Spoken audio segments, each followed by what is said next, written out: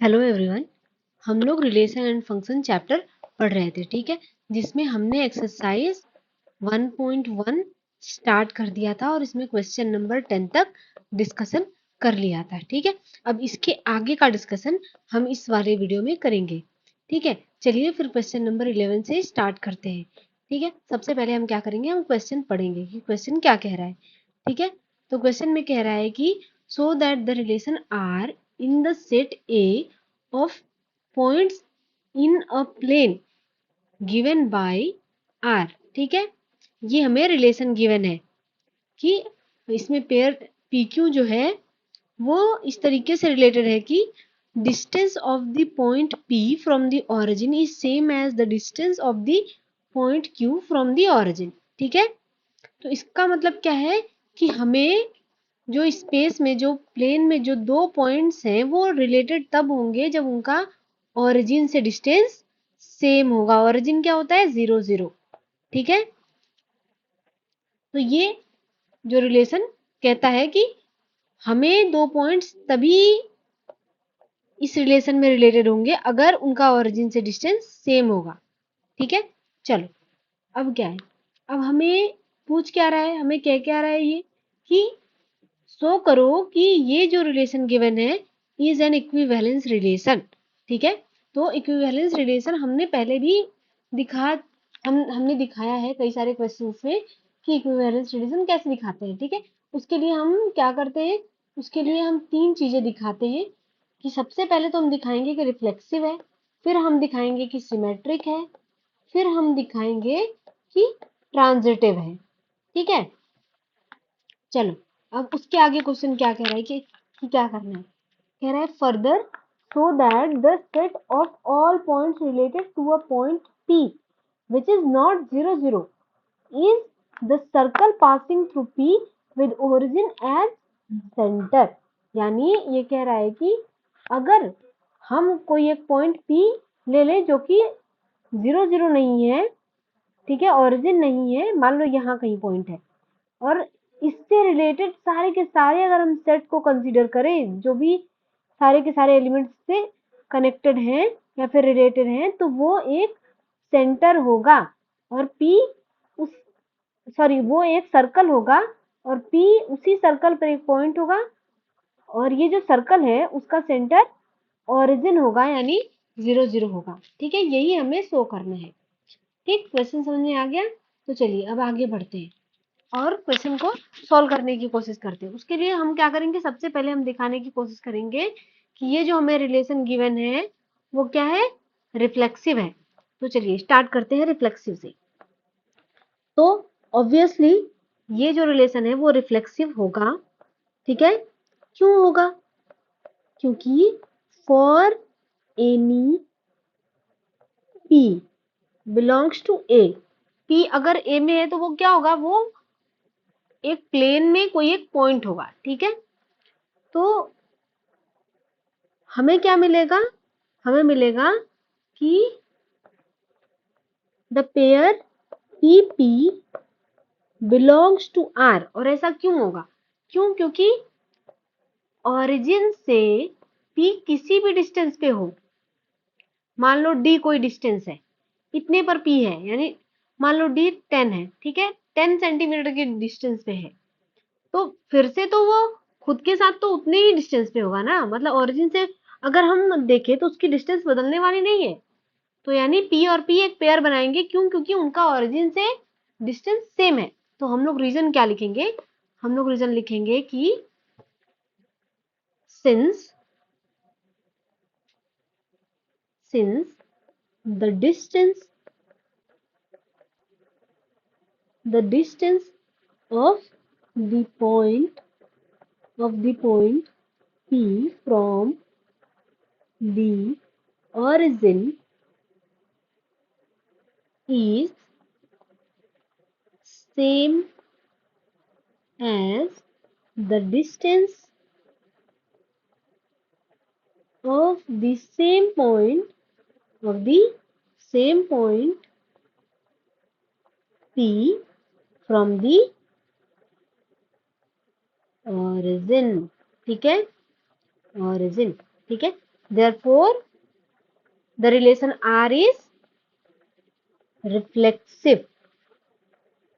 ठीक है, तो रिफ्लेक्सिव समझ में आ गया। ठीक है, चलिए अब आगे बढ़ते हैं और सिमेट्रिक देखते हैं, सिमेट्रिक है कि नहीं। ठीक है, अब हम लोग ले लेंगे let a pair P Q belongs to R. हम लोग सिमेट्रिक दिखाने के लिए क्या करते हैं, हमें यही प्रूफ कर देना होगा कि पेयर क्यूपी भी आर में होगा। ठीक है, पेयर क्यूपी आर में होगा। इसके लिए क्या होगा, हमें दिखाना होगा कि क्यू पॉइंट का ओरिजिन से जितना डिस्टेंस है पी का भी ओरिजिन से उतना ही डिस्टेंस होगा। ठीक है, तो चलो सबसे पहले अपने कन्वीनियंस के लिए हम लोग यहाँ लिख लेते हैं कि let O be the origin, ताकि हम बार बार इतने बड़े बड़े सेंटेंसेस ना लिखें और डायरेक्ट जो डिस्टेंस है ओरिजिन से पी की उसको ओपी से डिनोट करेंगे। ठीक है, चलो अब देखो पी क्यू आर में है, इसका मतलब क्या है कि distance of point P from origin जो कि ओपी हो जाएगा will be equal to distance of point Q from origin. ठीक है, अब इसी चीज को हम पलट के इस तरीके से भी लिख सकते हैं O Q is equal to OP, और this will imply us that the distance of point Q from the origin is equal to the distance of the point P from the origin। इसका मतलब क्या है कि हमें इसका inverse वाला pair भी इसमें मिल जाएगा। ठीक है, तो हमें क्या मिला, QP belongs to R, QP belongs to R। This implies that R is symmetric, R is symmetric। ठीक है, चलिए अब हम लोग ट्रांजिटिव प्रूफ करने की कोशिश करते हैं। ठीक है, transitive,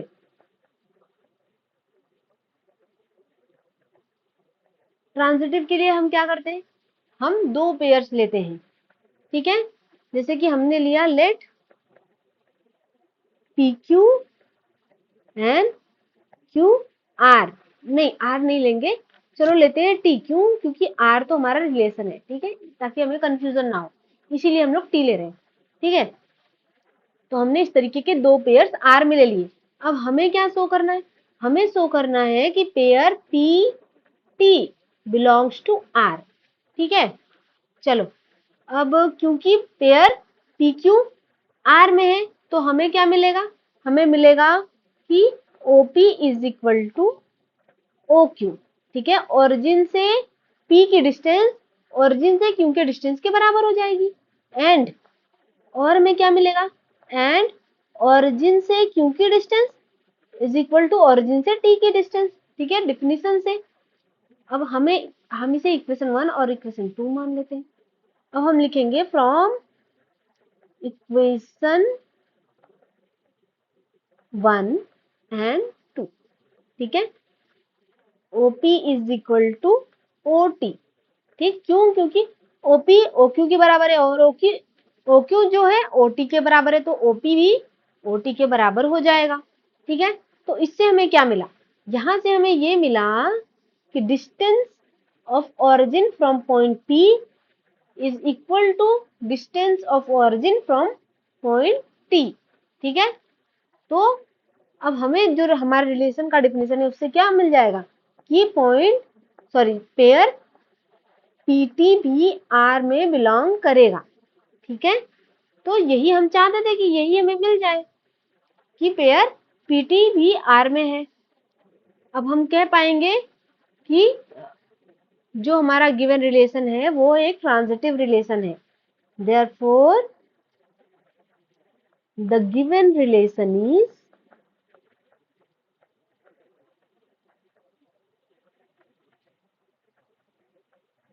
is a transitive relation। ठीक है,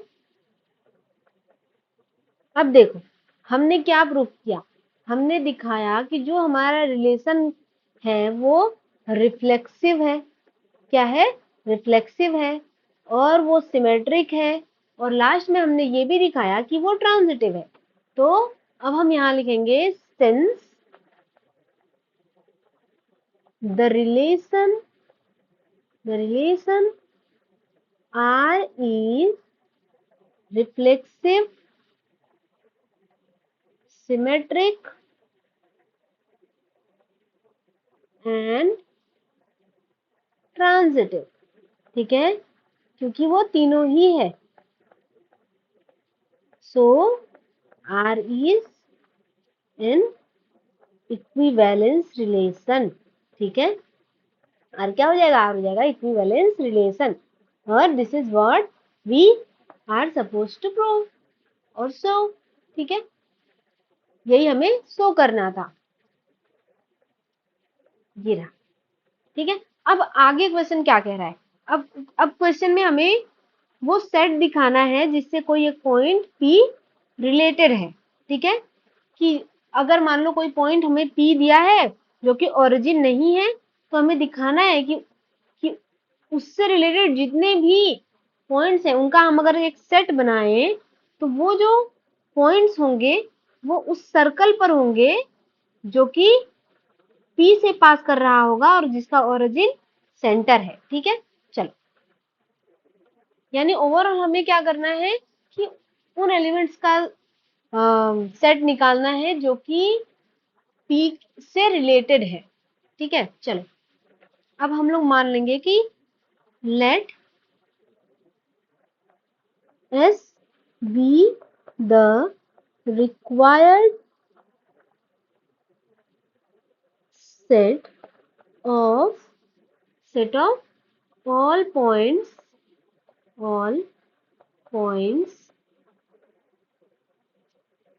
ठीक है, all points which are related to point P। ठीक है, जो कि ओरिजिन नहीं है, यानी 0 0 नहीं है। ठीक है, अब ठीक है, चलो, और ओरिजिन से P की डिस्टेंस कितनी होगी? The distance from origin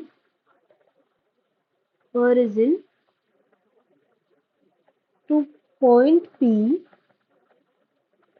is equal to OP। ठीक है, यानी अब देखो P से कौन कौन से पॉइंट जो है रिलेटेड होंगे, वही पॉइंट रिलेटेड होंगे जिनकी ओरिजिन से डिस्टेंस OP के बराबर होगी। ठीक है, यानी मान लो ये है। ठीक है, ये हमारा प्लेन है, यहाँ पे कोई पॉइंट P है।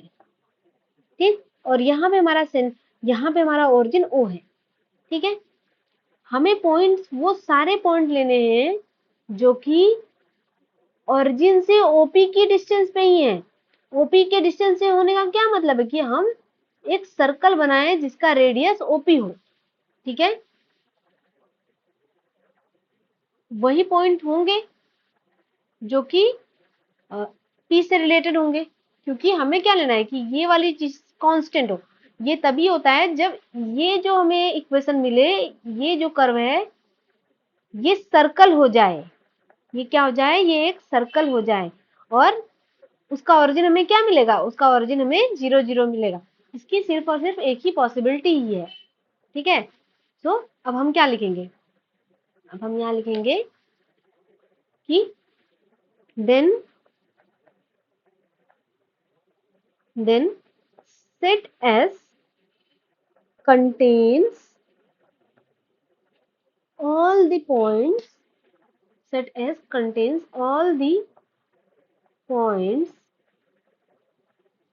which are at a distance OP from origin। ठीक है, this implies that S contains the points of circle. ठीक है, सर्कल के पॉइंट्स को कंटेन करेगा whose center इज ओरिजिन, ठीक है, जिसका सेंटर क्या होगा, ओरिजिन होगा, and passes through passes through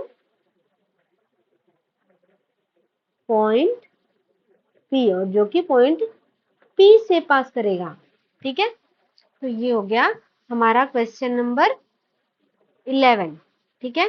तो हमने शो कर दिया कि वो एक सर्कल होगा जिसका सेंटर ओरिजिन होगा, ठीक है। चलो अब हम नेक्स्ट क्वेश्चन की ओर मूव करते हैं। हमारा नेक्स्ट क्वेश्चन क्या है, हमारा नेक्स्ट क्वेश्चन है ये क्वेश्चन नंबर 12। तो चलिए एक बार क्वेश्चन नंबर 12 को पढ़ लेते हैं। इसमें कह रहा है कि so that the relation are defined in the set A of all triangles, यानी A हमें क्या मिल गया, ठीक है, A हमें मिला set of all triangles, ठीक है, as R is equal to, यानी ये हमें रिलेशन गिवन है, ठीक है, ये हमारा रिलेशन गिवन है कि T1 और T2 एक दूसरे से कब रिलेटेड होंगे, जब T1 is similar to T2, ठीक है। हमें दिखाना है कि ये जो रिलेशन क्या है, वो इक्विवेलेंस रिलेशन है, ठीक है। और आगे क्वेश्चन कह रहा है कि consider 3 right angle triangles T1 with side this and T2 with sides this and T3 with sides this, which triangle among T1 T2 T3 are related, ठीक है, related by which, related by the relation R, ठीक है। चलो तो हमें last में जो पूछा जा रहा है ये कि हमें 3 ट्रायंगल दिए हुए हैं जिनके साइड्स भी हमें गिवन है और ये राइट एंगल ट्रायंगल्स हैं, ठीक है। और तीनों में हमें बताना है कि तीनों में से कौन सा जो है रिलेटेड है, एक दूसरे से रिलेटेड है, ठीक है। चलो तो सबसे पहले तो हम लोग ये प्रूव करने की कोशिश करते हैं कि इक्विवेलेंस रिलेशन है। उसके लिए चलिए फिर हम स्टार्ट कर देते हैं इसको रिफ्लेक्सिव शो करने से, ठीक है, रिफ्लेक्सिव। तो रिफ्लेक्सिव रिलेशन, अब हम क्या करेंगे इसके लिए, लेट टी, ठीक है, टी कोई ट्रायंगल है जो कि ए में बिलोंग कर रहा है, ठीक है। तो since every triangle is similar to itself, हर एक ट्रायंगल खुद के सिमिलर होती है, ठीक है, ये हमने ऑलरेडी पढ़ रखा है। तो हम लोग लिखेंगे since every triangle is similar is similar to itself, ठीक है, खुद के सिमिलर होती है, therefore TT pair TT belongs to R, ठीक है। और क्योंकि हर एक टी के लिए हमें ये जो पेयर है वो आर में मिल जाएगा, इसलिए this implies that R is reflexive, ठीक है। तो रिफ्लेक्सिव तो हमने शो कर लिया, ठीक है। चलिए अब हम लोग सिमेट्रिक दिखाते हैं कि सिमेट्रिक है या नहीं, ठीक है। सिमेट्रिक के लिए हम क्या करेंगे, ठीक है, एक पेयर ले लेंगे T1 T2, यहाँ लिखेंगे late T1 T2 belongs to R, ठीक है। दिस इंप्लाइज दैट, अब हम हमें डेफिनेशन से क्या मिलेगा कि T1 is similar to T2, तो ऑब्वियसली हम कह सकते हैं कि T2 is also similar to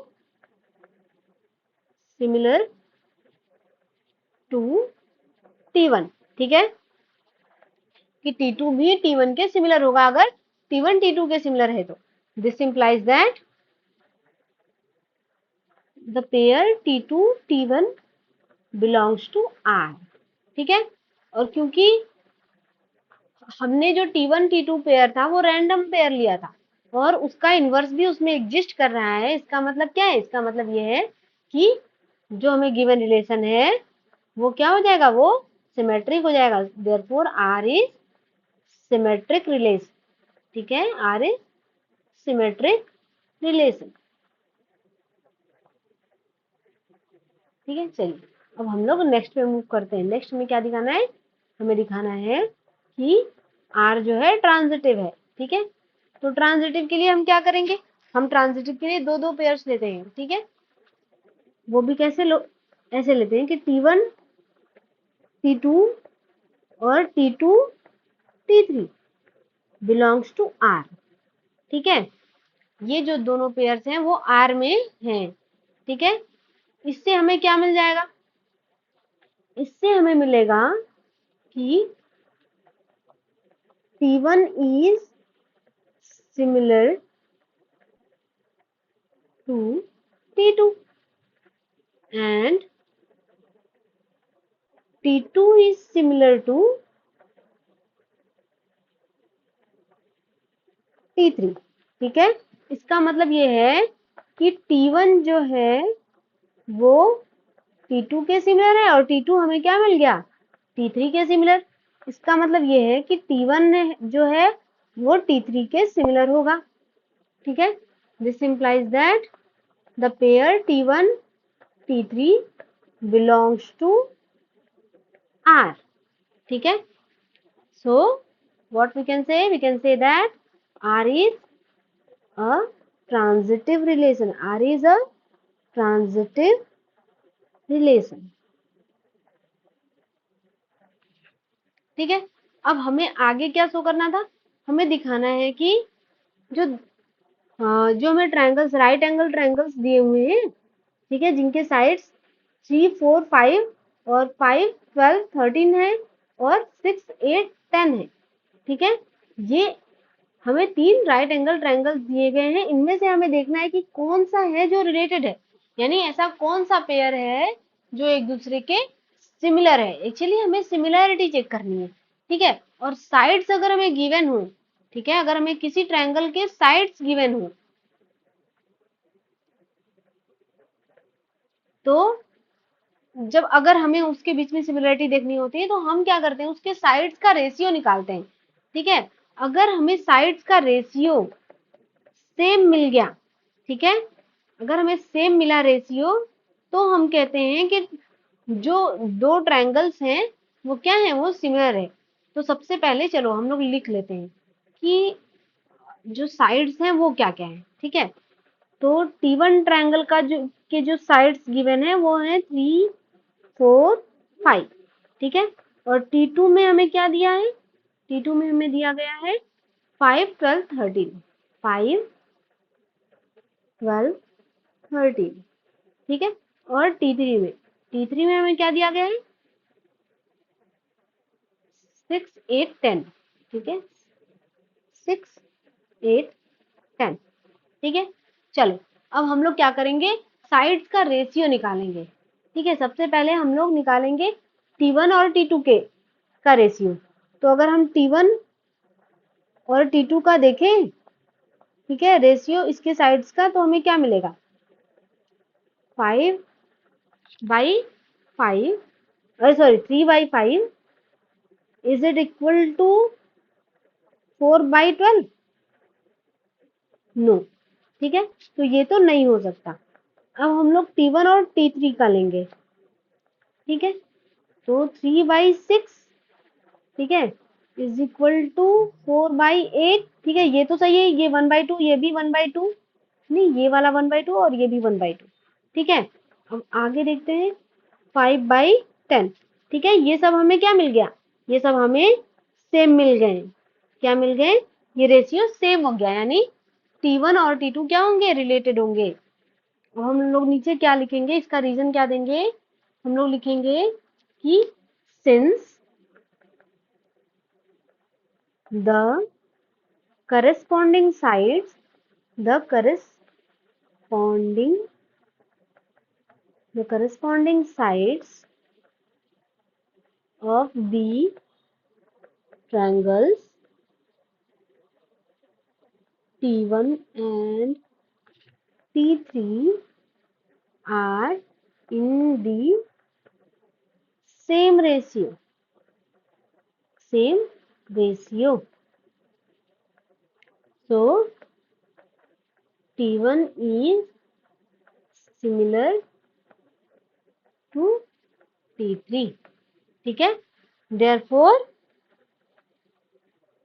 T1 and therefore T1 and T3 are related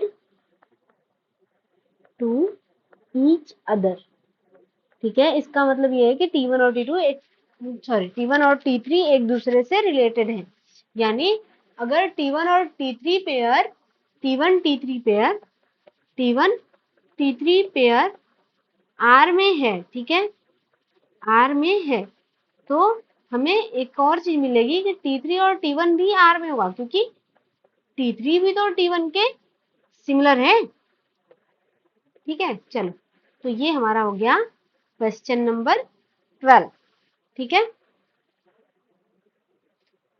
तो हमें इसका भी आंसर मिल गया और हमने इक्विवेलेंस रिलेशन भी दिखा लिया, ठीक है। चलो अब नेक्स्ट क्वेश्चन की ओर मूव करते हैं, क्वेश्चन नंबर 13, ठीक है। अब देखो क्वेश्चन नंबर 13 में क्या कह रहा है। क्वेश्चन नंबर 13 में कह रहा है कि so that the relation R defined in the set A of polygons, ठीक है। ए क्या है? ए हमारा सेट ऑफ पॉलीगन्स है, ठीक है। ये क्या है? Set of polygons. आगे मुझे सेट ऑफ भी लिखना चाहिए था भाई। चलो,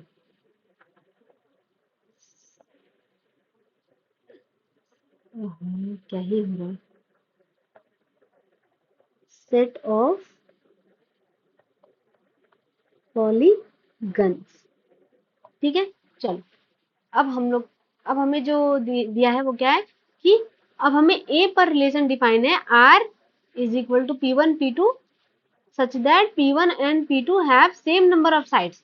यानी ऐसे पॉलीगन्स जिनके पास सेम नंबर ऑफ साइड्स है वो रिलेटेड है, ठीक है।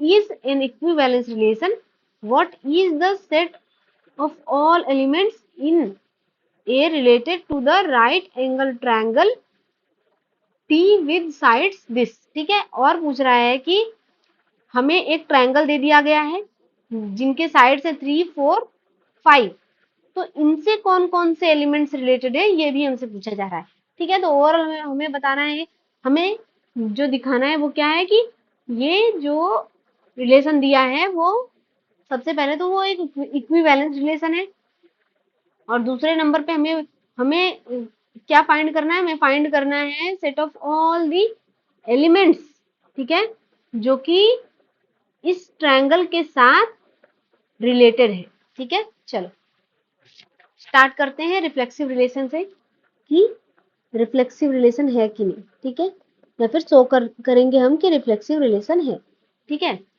तो let P be any polygon belongs to A, ठीक है।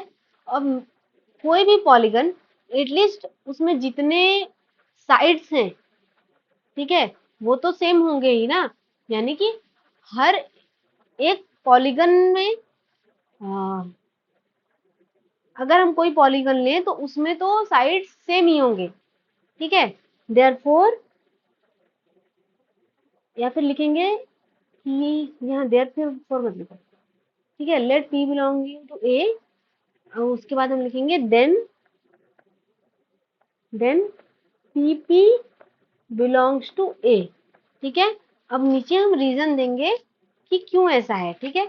और हम लोग लिखेंगे कि सिंस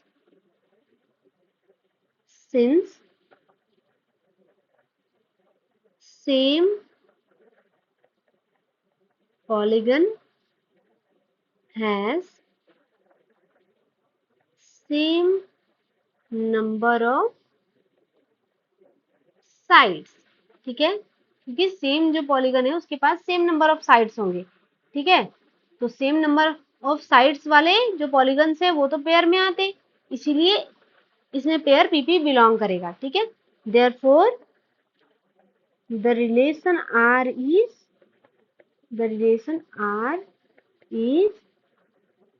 रिफ्लेक्सिव, ठीक है, इज रिफ्लेक्सिव। चलो अब हम लोग सिमेट्रिक की ओर मूव करते हैं, सिमेट्रिक है या नहीं, ठीक है।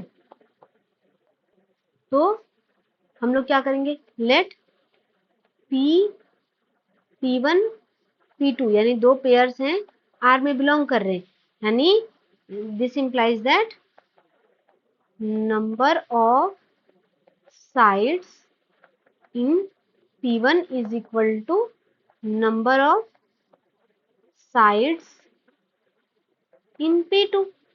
ठीक है, सेम ही लाइन को अगर हम चेंज करके लिख दें कि number of sides in P2 is equal to number of sides in P1। ठीक है, तो ये भी चीज तो होल्ड करेगी, तो हमें क्या मिल जाएगा कि P2 P1 पेयर भी R में है, तो हमें मिल गया कि R क्या है, R is symmetric, R is symmetric. ठीक है, अब हम लोग क्या दिखाएंगे, अब हम लोग दिखाएंगे ट्रांजिटिव, कि ट्रांजिटिव है या नहीं। ठीक है, तो ट्रांजिटिव के लिए हम क्या करेंगे, हम रिलेशन R में दो पेयर्स P1 P2 और P2 P3 ले रहे हैं। ठीक है, R में, और हमें दिखाना क्या है, हमें दिखाना होगा कि P1 P3 जो पेयर है वो R में होगा। ठीक है, तो सबसे पहले चलो, क्योंकि P1 और P2 R में है, तो हमें क्या मिलेगा कि number of sides in P1 is equal to number of sides in P2। ठीक है, और एंड हमें क्या मिलेगा कि number of sides in P2 is equal to, इस वाले पेयर से देखो हमें क्या मिलेगा, number of sides in P3। ठीक है, कि नंबर ऑफ साइड जो P1 में है वो P2 के बराबर है, यानी P1 और P2 में नंबर ऑफ साइड सेम है, और P2 और P3 में नंबर ऑफ साइड सेम है, तो हमें क्या मिल जाएगा, हमें मिलेगा कि therefore number of sides in P1 is equal to number of sides in P3। ठीक है,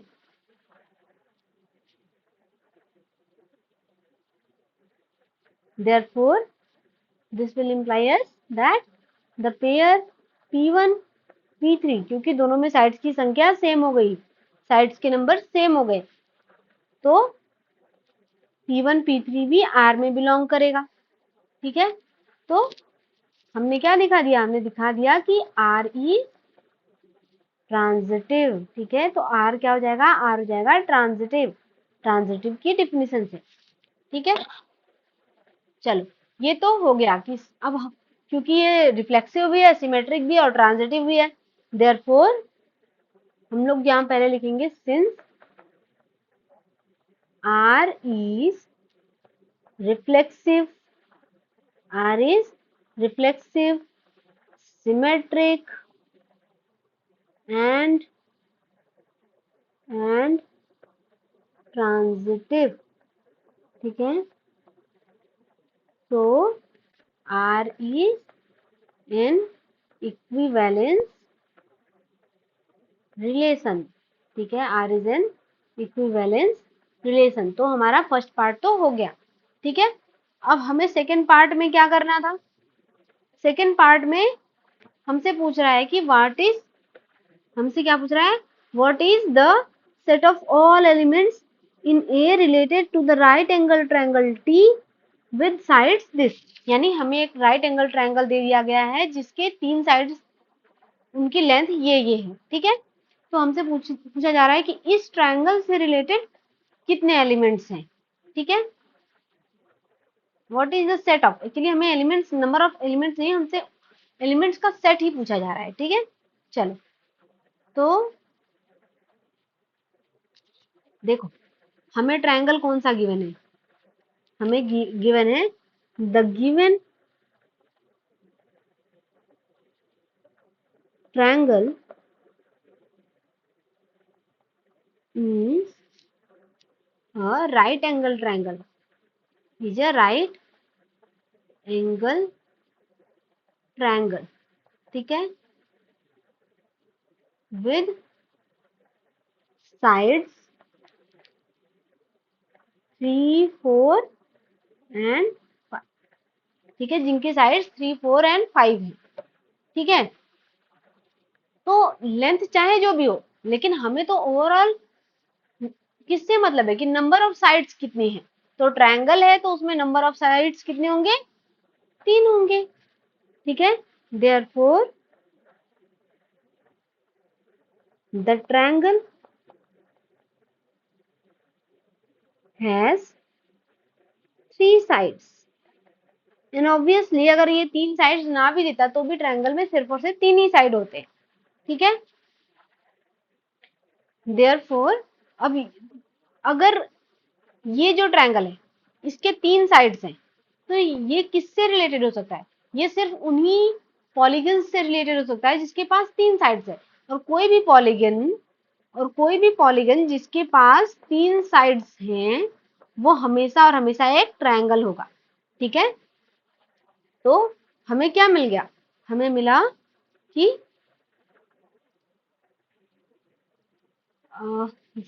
अब हम लिखेंगे कि the element of the element the elements okay, the elements in A related to the given to the given triangle to the given triangle are those those polygons, ठीक है, are those polygons which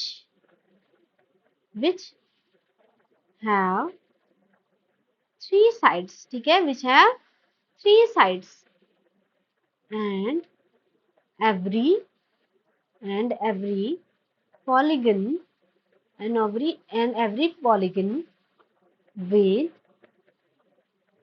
3 sides with 3 sides is a triangle is a triangle, ठीक है। तो हम क्या कह सकते हैं कि therefore the set of all the elements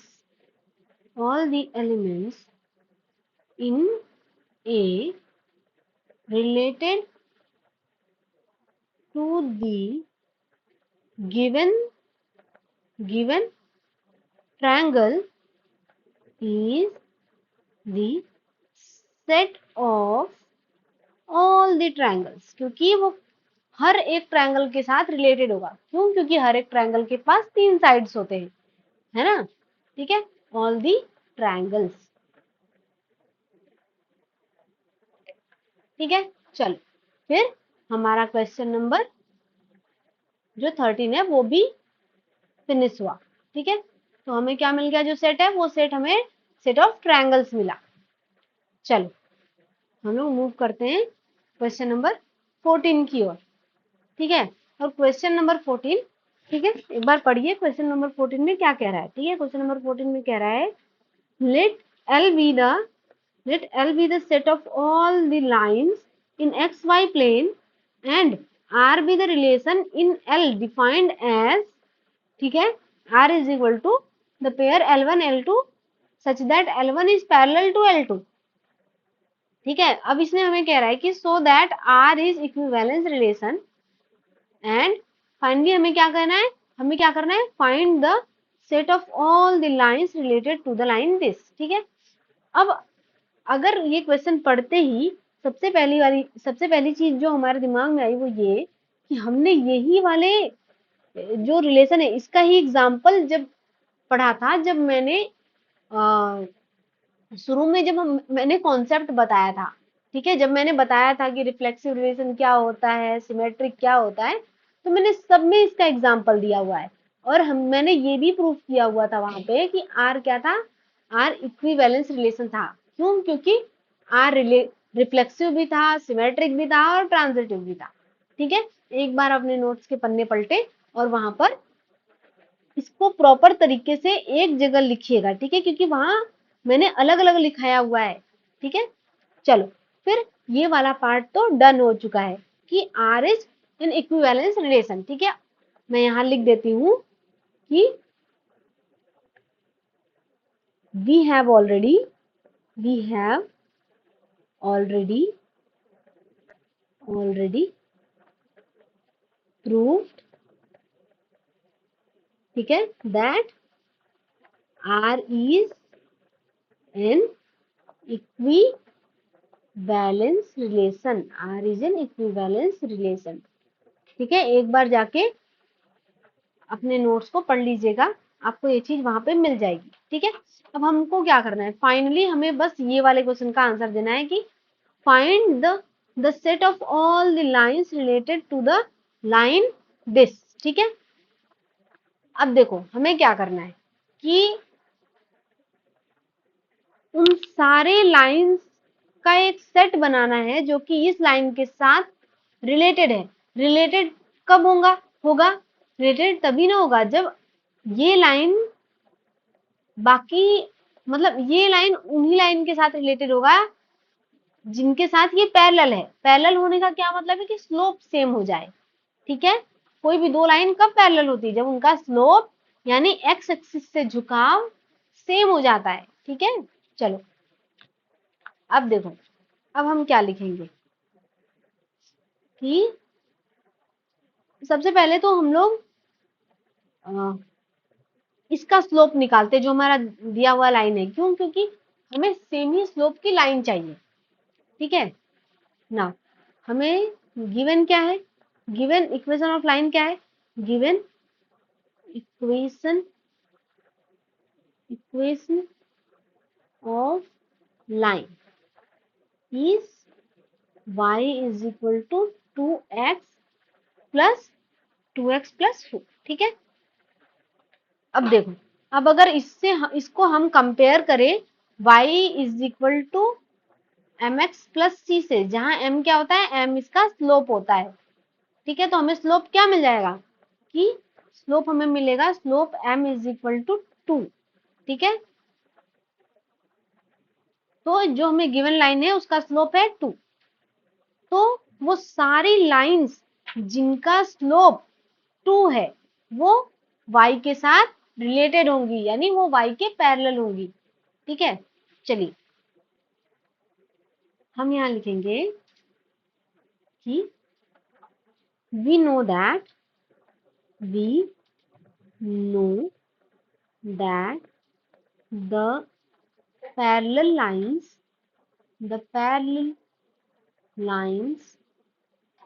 have the same slope, so the lines parallel to the given line is, ठीक है। तो ऐसी लाइंस का इक्वेशन जो कि इसके पैरेलल है, वो कैसे, उसका इक्वेशन कैसे देते हैं, मतलब उसका इक्वेशन कैसे लिखते हैं, हम क्या करते हैं बस कांस्टेंट की वैल्यू को चेंज कर देते हैं, ठीक है। कांस्टेंट की वैल्यू को हम बदलते जाएंगे, हमें दूसरी लाइन जो सेम लाइन के पैरेलल है वो मिलती जाएगी, ठीक है। तो 4 को हम बदल के सी कर देते हैं, जहां लिख देंगे सी बिलोंग्स टू आर, कि आर में वो कुछ भी हो सकता है, ठीक है।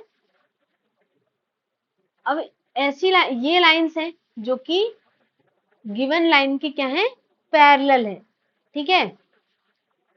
सो देयरफॉर द रिक्वायर्ड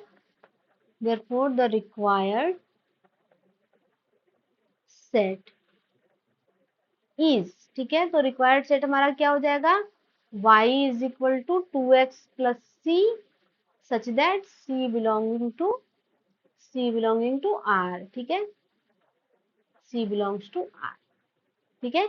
यही वो सेट है जिससे गिवन लाइन रिलेटेड है, ठीक है। चलो फिर ये क्वेश्चन नंबर 4 हमने कंप्लीट कर लिया, ठीक है। इसके बाद क्वेश्चन नंबर 15 और 16 है जो कि बहुत ही ज्यादा इजी है, ठीक है।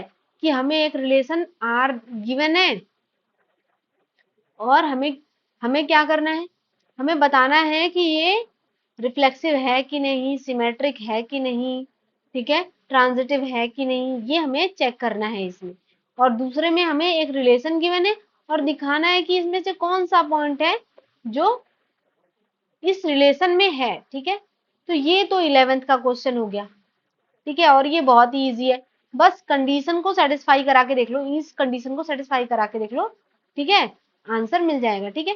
तो इसमें ऑप्शन सी सही है, ठीक है, और इसमें ऑप्शन बी सही है, और इसको आप लोग खुद से वेरीफाई कर लीजिएगा, इसका एक्सप्लेनेटरी सॉल्यूशन अपनी नोटबुक में लिख लीजिएगा, ठीक है। तो यहीं पे हमारा एक्सरसाइज 1.1 खत्म हो गया, ठीक है। इसके बाद ये 1.1